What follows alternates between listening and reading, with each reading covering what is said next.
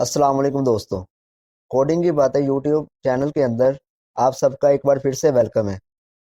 आज की वीडियो में हम HTML के कुछ ज़रूरी बेसिक्स कवर करेंगे जो आपकी कोडिंग की जर्नी में फाउंडेशन का काम करेंगे। हम देखेंगे कि HTML का बेसिक स्ट्रक्चर, एक शॉर्टकट जिससे आप पूरा HTML बॉयलर प्लेट सिर्फ एक क्लिक में क्रिएट करना सीखेंगे। हेडिंग टैग सीखेंगे, पैराग्राफ और स्पैन टैग्स को का इस्तेमाल भी सीखेंगे और साथ ही लाइन ब्रेकर्स और हॉरिजॉन्टल लाइंस का भी इस्तेमाल बताएंगे जो आपके वेब पेज को बेटर ऑर्गेनाइज और प्रेजेंटेबल बनाएंगे। ये वीडियो मेरी मन stack course with AI playlist का हिस्सा है, तो वीडियो को एंड तक देखिए और कोडिंग के नए नए कंसेप्ट सीखें जो आपको एक्सपर्ट कोडर बनाने की राह की तरफ लेकर जाएंगे। तो चलिए बिना किसी देरी के शुरू करते हैं। अब आपने क्या करना है दोस्तों, आपने सबसे पहले गूगल क्रोम यानी कि आपके पास जो भी ब्राउज़र है उसको ओपन कर लेना है। उसको ओपन करते ही आपने सर्च बार के अंदर आना है और यहाँ पर आपने लिखना है VS कोड डाउनलोड।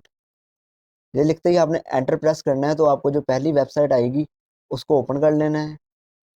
उसको ओपन करते ही आपने थोड़ा सा स्क्रॉल डाउन करना है और नीचे की तरफ आना है, तो यहाँ पर आपको विंडोज़, लिनक्स और मैक के ऑपरेटिंग सिस्टम के लिए, तमाम के लिए VS कोड का डाउनलोड वर्जन वर्जन नज़र आ जाएगा। इसमें आपने क्या करना है, सबसे पहले अगर आप विंडोज़ में हैं तो आपने X64 के अंदर यूज़र इंस्टॉलर को डाउनलोड कर लेना है। लिनक्स के अंदर है तो यहाँ पर भी आपने X64 में इसको डाउनलोड कर लेना है और यहाँ पर आपका जो भी इंटेल चिप या एप्पल सिलिकॉन जो भी है उस हिसाब से आपने डाउनलोड कर लेना है। मेरे पास विंडो ऑपरेटिंग सिस्टम है तो मेरे पास X64 में पहले ही यूज़र इंस्टॉलर के अंदर VS कोड डाउनलोड है। इसको भी आपने इसके ऊपर जब क्लिक करेंगे तो ये डाउनलोड स्टार्ट हो जाएगा, उसके फाइल आपको डाउनलोड बार में नज़र आने लग जाएगी। जैसे ही वो फाइल डाउनलोड हो जाए तो आपने उस पर क्लिक करना है, तो नेक्स्ट नेक्स्ट करते जाना है। इसका सेटअप बहुत आसान है और आपको VS कोड डाउनलोड होकर मिल जाएगा और यहाँ आपको वो नज़र आना शुरू हो जाएगा आपके होम पेज के ऊपर। तो दूसरा काम आपने ये करना है कि फाइल मैनेजर के अंदर आपने आना है और यहाँ आते ही आपने अपना एक फ़ोल्डर सेलेक्ट करना है जिसके अंदर आप अपने मन स्टैक कोर्स की सारी फाइल्स या फ़ोल्डर्स को रखेंगे। तो मैं ज़्यादातर अपने कोर्सेज़ जो है और अपने प्रोजेक्ट्स जो है वो वन ड्राइव के अंदर रखता हूँ, तो मैं वन ड्राइव के ऊपर क्लिक करता हूँ।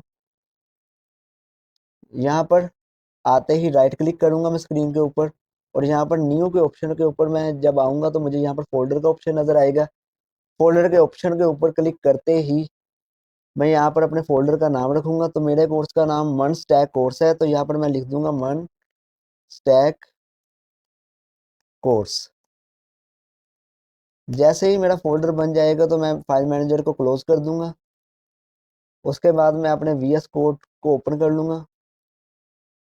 VS कोड को ओपन करते ही मुझे कुछ इस तरह का इंटरफेस नज़र आएगा। मुझे कुछ भी नहीं करना, मुझे सबसे पहले ये जो जहाँ पर मेरा आपको माउस नज़र आ रहा है ना, ये जो एक पेजेस से बने हुए हैं इनके ऊपर क्लिक करना है। यहाँ पर क्लिक करते ही ओपन फ़ोल्डर के ऊपर क्लिक करना है। ओपन फ़ोल्डर पर आप क्लिक करेंगे तो ये आपको फाइल मैनेजर के अंदर ले जाएगा। यहाँ पर आपने आते ही जहाँ पर अपना फ़ोल्डर बनाया है ना, वो आपने खोल लेना है। तो यहाँ पर मुझे मनस्टैक कोर्स मेरा वन ड्राइव के अंदर नज़र आ रहा है, तो मैं यहाँ पर इसके ऊपर क्लिक करूँगा और सिलेक्ट फ़ोल्डर कर लूँगा। जैसे ही मैंने फ़ोल्डर सिलेक्ट किया तो ये मेरा फ़ोल्डर मुझे VS कोड के अंदर शो हो चुका है। अब अगला काम हमारा क्या है कि HTML की फ़ाइल को कैसे क्रिएट करते हैं। यहाँ पर आपको 2 ऑप्शन शो हो रहे होंगे, एक ये वाला जहाँ पर मैं पॉपअप अपने माउस को लाता ही हूँ तो मुझे नज़र आता है न्यू फाइल। अगर आप यहाँ पर क्लिक करेंगे तो आपके पास न्यू फाइल बनेगी और अगर आप इसके साथ वाले ऑप्शन में क्लिक करेंगे तो आपके पास न्यू फ़ोल्डर बनेगा। तो मैंने ये एक जनरल फ़ोल्डर सबसे पहले बनाया है मस्ट कोर्स का, अब इसके अंदर मैं सब फ़ोल्डर बनाऊँगा। तो पहली प्लेलिस्ट जो हमारी होगी मस्ट कोर्स के अंदर वो होगी HTML की। तो मैं फ़ोल्डर के ऊपर क्लिक करूँगा और यहाँ पर लिख दूँगा HTML। HTML लिखकर मैंने एंटर प्रेस किया तो मेरा फ़ोल्डर बन गया। अब मैंने दोबारा इसके ऊपर क्लिक नहीं करना, मैंने पहले इसके ऊपर क्लिक करना है, ये जो एरो HTML के साथ मुझे नज़र आ रहा है। जैसे ही मैंने इसके ऊपर क्लिक किया तो ये एरो डाउन को हो गया। अब मैंने दोबारा फाइल पर क्लिक करना है। पहले नहीं, डायरेक्ट पहले इसको डाउन में लाना है, अब फाइल पर क्लिक करना है ताकि इस फ़ोल्डर के अंदर मेरी फाइल बन सके। जैसे ही मैंने डाउन करके इसके ऊपर क्लिक किया तो ये जो मेरी फाइल है, जो मुझे ऐसे नज़र आ रही है, मैं यहाँ पर अपनी फाइल का नाम रखूँगा। अब HTML की फाइल का मकसद क्या है? मकसद ये है कि HTML की फाइल कैसे बन सकती है। सॉरी दोस्तों, तबीयत मेरी ठीक नहीं है अभी, इसलिए ये थोड़ी खांसी का मामला हुआ है, तो ये अगर हो जाए बीच में तो इसको इग्नोर कीजिएगा। फाइल का नाम दोस्तों आप कुछ भी रख सकते हैं, जैसे कि मैंने अली रखा, मैं चाहता हूँ तो मैं रख दूँ इंडेक्स, मैं चाहता हूँ मैं रख दूँ हर्ष, मैं चाहता हूँ मैं रख दूँ विराट। तो एनीथिंग मैं अपनी फाइल का नाम रख सकता हूँ। मेन चीज़ ये है, जैसे कि मैं बताता हूँ आपको कि मैंने नाम रख दिया फाइल का अली। मेन चीज़ ये जो इसके बाद आनी डॉट HTML, ये लिखना ज़रूरी है। ये नहीं लिखना ज़रूरी फाइल के शुरू में क्या है डॉट से पहले। डॉट के साथ आप क्या लिखते हैं? डॉट के साथ आपने HTML लिखा तो मतलब ये है कि इसमें अब HTML का कोड आप लिखेंगे। ये फाइल जो है HTML जनरेटेड होगी। ये फाइल में HTML का कोड रन करेगा। तो डॉट HTML आपने लिखना है, ये इसकी एक्सटेंशन है, मतलब आपको एक्सटेंड कर देगी, ये एक HTML की फाइल है। और शुरू में आप कुछ भी लिख सकते हैं, लेकिन कन्वेंशन कहती है कि इंडेक्स लिखना चाहिए, तो मैं इंडेक्स लिख देता हूँ। बाकी आप कुछ भी लिख सकते हैं और साथ में डॉट HTML। तो ये हमारी HTML की फाइल बनकर रेडी है। इसके बाद आपने क्या करना है? इसके बाद आपने दोस्तों करना है कि ये जो चौथा बार ना, ये जो डब्बे से बने हुए विंडोज का पॉपअप, इसके ऊपर क्लिक करना है। यहाँ से आप एक्सटेंशन डाउनलोड करेंगे एक लाइव सर्वर की। नेट यार थोड़ा सा स्लो है तो ज़रा इग्नोर कीजिएगा। ये लाइव सर्वर की एक एक्सटेंशन है, इसको ऊपर आपने क्लिक करना है, जो पहली एक्सटेंशन आएगी। तो मेरे पास ये इंस्टॉल है, तो यहाँ पर आपके पास अगर इंस्टॉल नहीं होगी तो यहाँ पर आपको इंस्टॉल का ऑप्शन आएगा, उस पर क्लिक करना है तो ये इंस्टॉल हो जाएगी। उसके बाद आपने आ जाना है अपनी फाइल के ऊपर, वही ऑप्शन के ऊपर फाइल पर क्लिक करना है। सॉरी यार, इसके ऊपर क्लिक करते ही आपने सबसे पहले क्या करना है, अपना बेसिक जो कोड है HTML का, वो हैंड से लिखना है, यानी कि टाइपिंग के साथ, कोई शॉर्टकट के साथ अपने पहले नहीं करना। हमें अपना सिंपल कोड लिखना है HTML का हाथ के साथ, टाइपिंग के साथ। तो सबसे पहले हमारे पास कौन सा टैग होता है? टैग को हम कैसे लिखते हैं? सबसे पहले ये वाला साइन, ये जो ग्रेटर देन या लेस देन का होता है। उसके बाद HTML लिखा, उसके बाद ये वाला साइन। जैसे ही आप ये वाला साइन लगाएंगे और आप देखेंगे ये जो क्लोजिंग टैग है वो खुद ही जनरेट हो गया। तो ये VS कोड में ये खुद ही ज़्यादातर मोस्टली जनरेट हो जाता है। अगर ना हो तो आप मुझे बताइएगा, तो फिर मैं आपको बताऊंगा कि कैसे करते हैं। अगर ना भी हो तो आप इसको खुद, यानी कि पहले ग्रेटर देन फिर लेस देन का साइन लगाकर दरमियान में HTML लिखा, और फिर यहाँ पर फिर ग्रेटर देन, फिर वही के बैकस्लैश और HTML, और फिर उसको क्लोज कर दिया टैग को। इसके बाद अब आपने यहाँ पर एंटर नहीं मारना, दरमियान में एंटर रखना है। दरमियान में एंटर करते ही आपने दूसरा टैग जो लिखना है उसका नाम है हेड टैग, HEAD। इसको भी जब क्लोज किया तो ये खुद ही इसका क्लोजिंग टैग तैयार हो गया। ठीक है। अब आपने आ जाना हेड टैग के बाहर, उसके अंदर आपने क्या लिखना है? टाइटल। ये हमारा हो गया तीसरा टैग। अब आपने आ जाना है टाइटल से बाहर, और यहाँ पर आपने लिखना है बॉडी। ये हमारा हो गया तीसरा टैग। तो ये हमारा बेसिक स्ट्रक्चर है HTML का। अब हम देख लेते हैं कि हमारा ये जो एक एक टैग है ये काम क्या करता है। सबसे पहले है HTML टैग। इसका काम है कि ये पूरे, यानी कि हमारे वेब पेज के अंदर जितने भी टैग है, ये मतलब बता देगा ये कि ये फाइल HTML की, ये पूरा कोड जो है वो HTML जनरेटेड कोड होगा। दूसरा जो कोड है हेड टैग। हेड टैग के अंदर अभी तो हमारा कुछ नहीं आएगा फिलहाल, लेकिन हेड टैग जो होता है वो ना, मुझसे यार एक हेड टैग जो होता है, ये टाइटल ना हेड टैग के अंदर आता है। मैं यहाँ पर कट करता हूँ इसको और इसके अंदर इंसर्ट कर देता हूँ।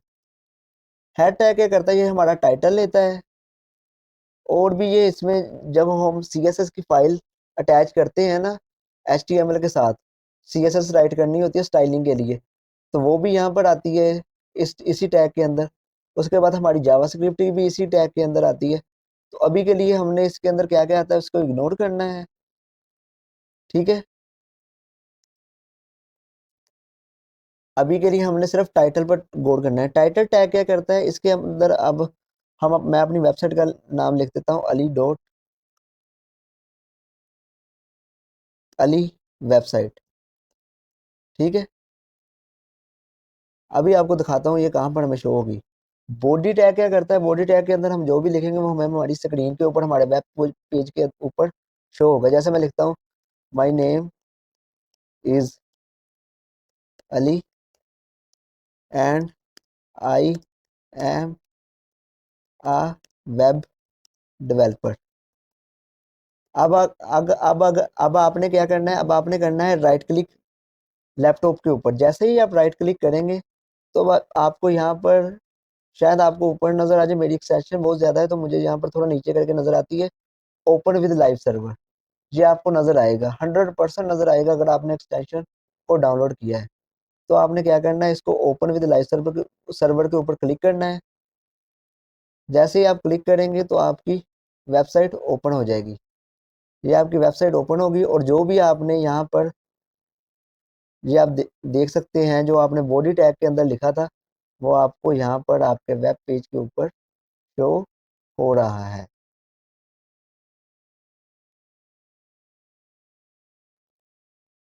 और जो भी आपने अपने टाइटल के अंदर लिखा होगा वो आपको यहाँ पर टैब बार के अंदर, ये देख लें, एडो के ऊपर अली वेबसाइट के नाम से शो हो रहा है।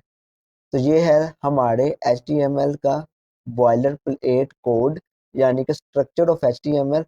फिर से आपको बता देता हूँ कि HTML का काम है हमें ये कोड ये बता देगा, ये पूरी फाइल HTML के अंदर है, इसके अंदर जितने भी टैग आएंगे वो HTML के रिलेटेड ही आएंगे। उसके बाद हेड टैग है, ये क्या करेगा, ये हमारा टाइटल को कंटेन करेगा जो हमारी वेबसाइट के ऊपर यहाँ पर हमें शो होता है। उसके बाद और भी ये CSS की फाइल्स और जावास्क्रिप्ट की फाइल्स को भी कंटेन करेगा जो हमारी वेबसाइट की फंक्शनैलिटी को इन्हेंस यानी कि बढ़ा देगी। उसके बाद आ जाएगा हमारा बॉडी टैग, इसके अंदर हम जो भी लिखेंगे वो हमारी यहाँ पर स्क्रीन के ऊपर शो होगा, हमारे वेब पेज के ऊपर।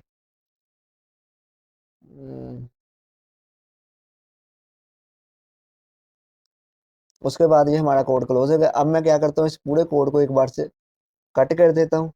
जैसे ही मैंने कंट्रोल एक्स प्रेस किया तो ये हमारा हो गया सारा कोड कट। अब मैं आपको बताता हूँ कि VS कोड के अंदर ये सारा कोड हम कैसे जनरेट करते हैं शॉर्टकट के साथ।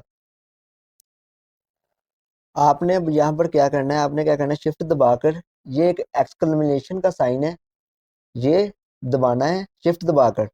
ये हम आपके वन के ऊपर होगा, वन आपका जो है ना, वन मैथ का, वो अगर आप वैसे ही दबा देंगे ना शिफ्ट के बगैर तो वन आ जाएगा। अगर आप शिफ्ट दबाकर दबाएंगे तो ये वाला साइन आएगा। ये दबाते ही आपने क्या करना है, एंटर के ऊपर क्लिक करना है, एंटर के ऊपर। जैसे ही आप एंटर के ऊपर क्लिक करेंगे तो हमारा जो बॉयलर प्लेट कोड था वो खुद ही जनरेटर हो गया, मुझे जरूरत ही नहीं पड़ी उसको जनरेट करने की। यहाँ पर आप देखेंगे तो डॉक्यूमेंट टाइप यानी कि जो जो हमारी फाइल है जो HTML है, उसके बाद वही हमारा HTML टैग आ गया। इसमें ने यहाँ पर कुछ चीज़ें ज़्यादा लिखी हैं कि जिसमें जो भी लिखा जाएगा वो इंग्लिश करेक्टर यानी ABC के अंदर लिखा जाएगा। फिर हेड टैग आ गया, हेड टैग के अंदर मेटा डाटा है UTF-8 यानी कि जो भी लिखेंगे वो इंग्लिश के अंदर वो लैंग्वेज में होगा जो सबको समझ आ सके। उसके बाद ये मेटा डाटा एक और है, इसमें ये नेम व्यू पोर्ट है, कंटेंट विथ डिवाइस विथ। इसका मतलब ये है कि जब हम रिस्पॉन्सिव डिजाइन करते हैं ना अपनी वेबसाइट को, तो वहां पर ये टैग जरूरी है। यानी कि ऐसी वेबसाइट जो मोबाइल पर भी रिस्पॉन्सिव यानी कि अच्छी दिखे, कंप्यूटर पर भी अच्छी दिखे और आपके लैपटॉप पर या टैबलेट पर भी अच्छी दिखे, तो उसके लिए ये टैग मेटा टैग जो है वो यूज व्यू पोर्ट जो विथ वगैरह इसकी सेट करते हैं। उसके बाद डॉक्यूमेंट टाइटल वही है, बाय डिफॉल्ट इसमें डॉक्यूमेंट लिखा जाता है, लेकिन हम अपनी मर्जी से अली वेबसाइट या कुछ भी अपना नाम दे सकते हैं। उसके बाद बॉडी टैग है हमारा वैसे ही, तो बॉडी टैग में आप जो भी लिखेंगे आपको पता ही, वो तो हमें शो होगा ही हमारी वहां पर फाइल के अंदर। तो अब हमारा पहला जो टैग है वो क्या है, हमने सबसे पहले क्या पढ़ना था, शॉर्टकट भी हमने सीख लिया। कैसे करना है। अगर आपको ये ना समझ लगे तो वीडियो को पीछे करके दोबारा देख लीजिएगा। अब हमने क्या करना है, अब हमने सबसे पहले हेडिंग टैग को सीखना है। हेडिंग हेड सबसे पहले आपको मैं बता दूं कि हेडिंग टैग होता क्या है। दोस्तों हेडिंग टैग, आप अपनी कोई वेबसाइट देखते हैं तो उसके अंदर जो चीज बड़े लफ्जों के अंदर बोल्ड बोल्ड और बड़े लफ्जों के अंदर लिखी होती है हाईलाइट करने के लिए किसी चीज को, तो उसे हम हेडिंग कहते हैं। तो हेडिंग टैग HTML के अंदर 6 तरह के होते हैं। H1 टैग, सबसे पहले टैग को कहते हैं हम। फिर H2, H3, H4, H5 और H6। अब एक एक करके इस टैग को मैं सबसे पहले इकट्ठे सब टैग को लिख लूंगा, फिर जब लाइव सर्वर सर्वर के ऊपर इसको रन करूंगा तो आपको इनका डिफरेंट जो है वो नज़र आ जाएगा। सबसे पहले वही हमारा closing tag, open and closing tag. जैसे क्लिक किया तो H1, इसके अंदर मैंने लिख दिया हेडिंग 1।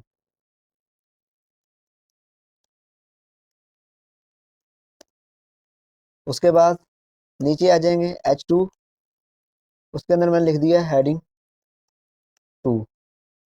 अच्छा, मैं आपको एक और शॉर्टकट बता दूं VS कोड का। अगर आप ऐसे लिखते हैं ना H3, ये कोई भी आपने ग्रेटर देन या लेस देन का साइन नहीं डाला, तो जैसे H3 लिखकर आप एंटर करेंगे तो खुद ब खुद ये जो टैग है जनरेट हो जाएगा, heading 3। H4, heading 4। H5, heading 5। इसके बाद आखिर में H6,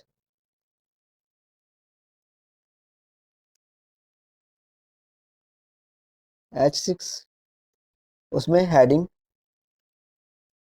6। चले अब आपको मैं जादू दिखाता हूँ इसका। सबसे पहले फिर वही ओपन विद लाइव सर्वर। जैसे ही हम ओपन विद लाइव सर्वर करेंगे, ये देखिए आपके पास सबसे पहले हेडिंग 1 सबसे बोल्ड टैलिंग में, हेडिंग 2 उससे छोटी, हेडिंग 3 उससे छोटी, हेडिंग 5 उससे छोटी, हेडिंग 6 तक छोटी छोटी होती रही। ये फ़र्क है। अब आपको अपनी ज़रूरत के मुताबिक जैसी जैसी हेडिंग वेबसाइट में चाहिए आप वैसे ही लिख सकते हैं। H1 tag, H2 tag, H3 tag, H4 tag, इन सब टैग को यूज़ करके जैसी आपको ज़रूरत है। हमारा दूसरा टैग जो हम समझेंगे वो है हमारा P tag, paragraph tag. Paragraph tag को हम पी टैग के साथ लिखते हैं। जैसे ही मैं यहाँ पर पी लिखूंगा, पी लिखते ही मैं एंटर डालूंगा तो मेरा पैराग्राफ टैग जनरेट हो गया। अब इसके अंदर हम कुछ भी अपने पैराग्राफ रिलेटेड लिखते थे, हमें पैराग्राफ अपनी वेबसाइट के अंदर लिखना है।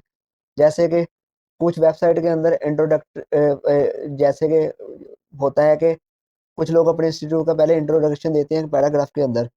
आई एम जैसे कि दे देते हैं अपने पोर्टफोलियो के अंदर, I am Ali Raza, I am student of BScs and I am a मन स्टैक डेवलपर। तो ये जैसे ही आप लिखेंगे और ये अपने ब्राउज़र को ओपन करेंगे तो आपको यहाँ यहाँ पर पैराग्राफ की सूरत में नज़र आ जाएगा। अब ज़्यादातर लोग जब टेस्टिंग करते हैं ऐसे वेबसाइट को, जब सीख रहे होते हैं कोडिंग को या पैराग्राफ टैग को, तो वो एक चीज़ का इस्तेमाल करते हैं, वो होता है लोरम टैक्स का। ऐसे ही LOREM आप लोरम लिखते हैं और यहाँ पर आप कुछ भी लिख सकते हैं, 15, 20, 25, जितना भी आप लिखेंगे। 50 लिख दें, 100 लिख दें। मैं यहाँ पर अगर 40 लिखूंगा, 20 लिख देता हूँ, तो ये लिखते ही मैं अगर एंटर दबाऊंगा तो मेरे पास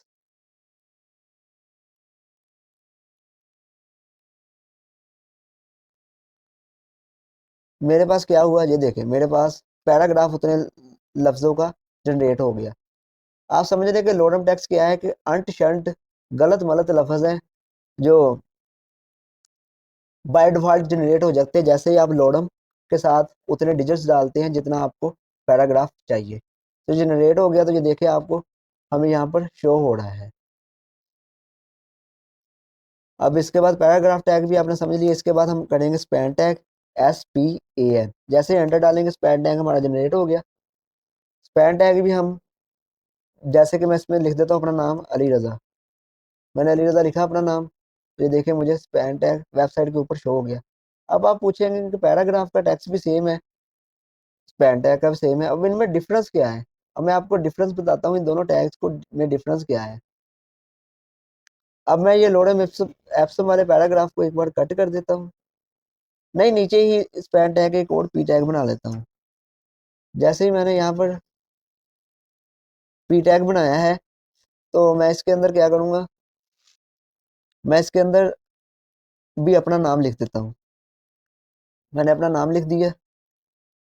अब आप देखेंगे दोनों नाम तो सेम आ रहे हैं, कोई फर्क तो दोनों में नहीं आ रहा। अब एक चीज़ आपको दिखाता हूँ, जब स्पैन टैग के ऊपर अब आगे मैं कुछ और टेक्स्ट लिख देता हूँ, जैसे कि अली रज़ा, इसके आगे मैंने क्लास BScs ये टेक्स्ट लिख दिया मैंने। तो अब आपको मैं दिखाता हूँ कि ये टैग, ये देखें अली रज़ा, ये मेरा स्पैन टैग का इतना अली रज़ा हिस्सा, और ये जो मैंने आगे लिखा वो सेम टू सेम उसी लाइन में आ गया, आगे मेरी आ गया ना उसी लाइन के अंदर। अगर मैं यही पैराग्राफ टैग के साथ करता हूँ, अली रज़ा क्लास BScs, तो ये मैंने पैराग्राफ टैग के साथ किया, तो ये आप देखें कि ये मेरे पैराग्राफ टैग का अली रज़ा है, और ये जो अली रज़ा क्लास BScs है ये नेक्स्ट लाइन के अंदर आ रहा है। तो इसका डिफरेंस क्या हुआ? डिफरेंस इसका ये हुआ कि जो स्पैन टैग है वो उतनी जगह लेता है जितने करेक्टर्स होते हैं, जितनी उनको ज़रूरत है। अगर इसको इतनी ज़रूरत है जितना मैंने हिस्सा हाईलाइट किया है, तो स्पैन टैग जो है वो उतनी ही जगह लेगा, और जो भी उसके आगे आप लिखेंगे वो उसी सेम लाइन के अंदर आ जाएगा। क्योंकि स्पैन टैग जो है वो एक इनलाइन एलिमेंट है। इनलाइन एलिमेंट क्या होते हैं? वो एलिमेंट जो सिर्फ उतनी ही जगह लेते हैं जितनी उनको ज़रूरत होती है। और पैराग्राफ टैग की सूरत में ये डिफरेंस चीज़ आती है कि पैराग्राफ टैग जो है वो एक ब्लॉक लाइन एलिमेंट है। मतलब क्या है ब्लॉक लाइन एलिमेंट है? कि चाहे उसको जगह दो लफ्ज़ों की चाहिए, लेकिन वो लाइन पूरी कंटेन करेगा, पूरी लाइन को ब्लॉक कर देगा। अब उस लाइन के अंदर और कोई लफ्ज़ नहीं आ सकता है उस पैराग्राफ टैग के वर्ड्स के अलावा। पूरी लाइन ये वाली जो है वो अब ब्लॉक हो चुकी है। इसके आगे हम जो भी लिखेंगे वो नेक्स्ट लाइन के अंदर आएगा। ये मेन डिफरेंस है पैराग्राफ टैग और स्पैन टैग के अंदर। उम्मीद करता हूँ कि आप इसको समझ गए होंगे। इसके बाद दो टैग्स हमारे और हैं जो हमने करने हैं आज। एक टैग है हमारा हॉरिजॉन्टल लाइन टैग, एक हमारा टैग है line bracket breaker tag. Horizontal tag को देख लेते हैं क्या है। अब मैं चाहता हूँ कि मुझे एक रैंडम लाइन चाहिए पूरे पेज के ऊपर, तो मैं क्या करूँगा, यहाँ पर हॉरिजॉन्टल टैग का यूज़ करूँगा। हॉरिजॉन्टल टैग क्या है? HR लिखते ही जैसे मैं एंटर डालूंगा तो मेरा हॉरिजॉन्टल टैग जो है वो तैयार हो गया। देखें एक लाइन रैंडम हॉरिजॉन्टली मुझे मिल चुकी है। इसके बाद लाइन ब्रेकर टैग, इसके लिए ब्रेकर टैग के लिए मैं BR लिखूंगा, और जैसे ही एंटर दबाऊंगा, BR टैग को पहले मैं आपको समझा दूं होता क्या है। ये देखें कि मैंने जब स्पैन टैग के आगे स्पैन टैग को लिखा अली रज़ा, तो मैंने आगे लिखा अली रज़ा क्लास BScs।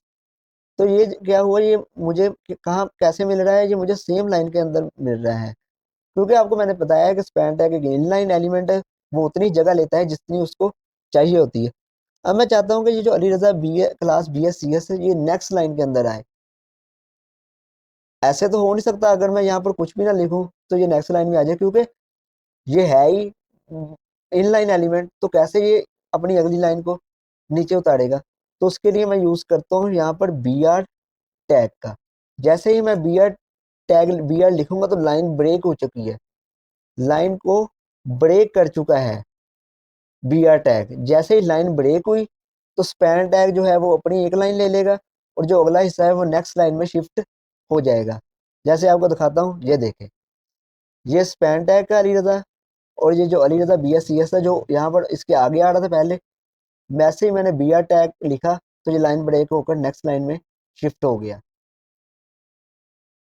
और मैं आपको एक और दिखा देता हूँ कि यहाँ पर अगर मैं यहाँ पर भी BR टैग लगा दूँ पैराग्राफ के अंदर, तो ये जितना लोड मैप्स ऑफ डॉलर सीट एमर्ट कॉन्सेक्टीटर तक का जो हिस्सा है वो मुझे कैसे नजर आएगा, वो मुझे एक लाइन में नजर आएगा, और जो अगला हिस्सा है वो मुझे नेक्स्ट लाइन में नजर आएगा। ये आप देख लें, वही बात, लाइन ब्रेक हो गई। अब इस लाइन के आगे कुछ भी नहीं आ सकता क्योंकि मैंने BR टैग लगा दिया है, और अगली लाइन नेक्स्ट लाइन के अंदर शिफ्ट हो गई। तो दोस्तों उम्मीद करता हूँ आज का हमारा कोर्स इतना ही था, आज का मतलब कि हमारी वीडियो का कंटेंट इतना ही था। आगे हम नेक्स्ट वीडियो में अपना देखेंगे कि हमने क्या करना है, HTML को और ज़्यादा इन डेप्थ देखेंगे, और फिर एंड पे हमारा HTML का जो प्रोजेक्ट आएगा उसमें हम AI को इंटीग्रेट भी करेंगे। अगर आपको वीडियो अच्छी लगी तो इसको शेयर कीजिए, चैनल को लाइक कीजिए, सब्सक्राइब कीजिए। तो आज से इंशाल्लाह मैं रोज़ आपके साथ वीडियो शेयर किया करूँगा एक, ताकि आपको सोने के वक्त ये फील ना हो कि आज हमने कुछ नहीं किया। तो इंशाल्लाह आपकी इस कोर्स के साथ प्लेसमेंट भी होगी। ये यूट्यूब का सबसे एडवांस कोर्स होने वाला है। तो उम्मीद करता हूँ आप मेरी प्लेलिस्ट को शेयर करेंगे, लाइक करेंगे, सब्सक्राइब करेंगे। मिलता हूँ नेक्स्ट वीडियो के साथ। अल्लाह हाफिज़।